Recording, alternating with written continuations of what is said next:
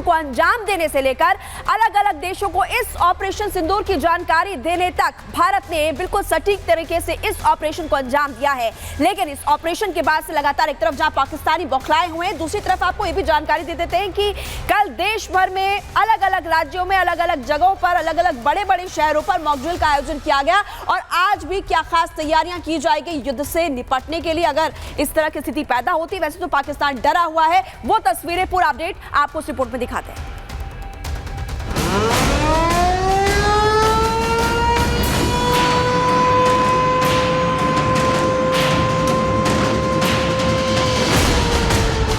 पाकिस्तान पर air strike के बाद भारत में सुरक्षा बढ़ा दी गई है। बॉर्डर पर भारी फोर्स की तैनाती की गई। इसी बीच BSF DG Daljit Singh Chaudhary PM आवास पहुंचे। बीएसएफ डीजी ने प्रधानमंत्री मोदी से आज मुलाकात की। दोनों के बीच में 1 घंटे तक चर्चा हुई। डीजी ने पीएम को सीमा पर मौजूदा हालात से अवगत कराया। भारत की कार्रवाई से बौखलाया पाकिस्तान लगातार सीमा पर सीजफायर का उल्लंघन कर रहा है। पाकिस्तान की हर हरकत का करारा जवाब भारतीय सेना दे रही है।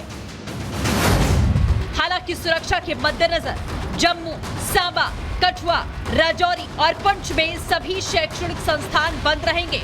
श्रीनगर में 24 घंटे ज्वाइंट कंट्रोल रूम बनाया गया। 24 घंटे की निगरानी के लिए डिप्टी कमिश्नर ऑफिस है।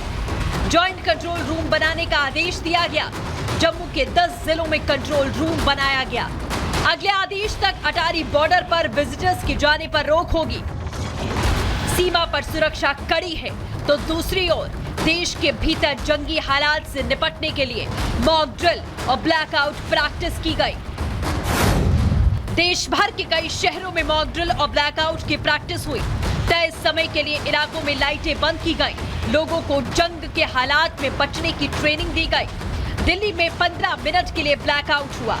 ब्लैकआउट को लेकर मॉक ड्रिल की जा रही है। ये तस्वीर अगर हम आपको दिखाएं तो पूरे शहर की लाइट जो है वो इस वक्त बंद कर दी गई है। आप देखिएगा ये जो किला जैसलमेर का है उस किले की भी लाइट बंद कर दी गई है और आपको चारों तरफ जो है वो अलर्ट का सायरन सुनाई दे रहा होगा। आप देखिएगा सड़क पर ये जो गाड़ियां खड़ी हैं इन गाड़ियों की भी लाइटें इस वक्त पूरी तरह से बंद कर दी गई हैं और इन गाड़ियों को बैरिकेड्स लगाकर रोक दिया गया है। और कोशिश यही है कि इस मॉक ड्रिल को इतनी बारीकी से अंजाम दिया जाए कि अगर सिचुएशन, परिस्थितियां, हालात बिगड़ते हैं तो उन हालातों से इस जैसलमेर के लोग कैसे निपटेंगे,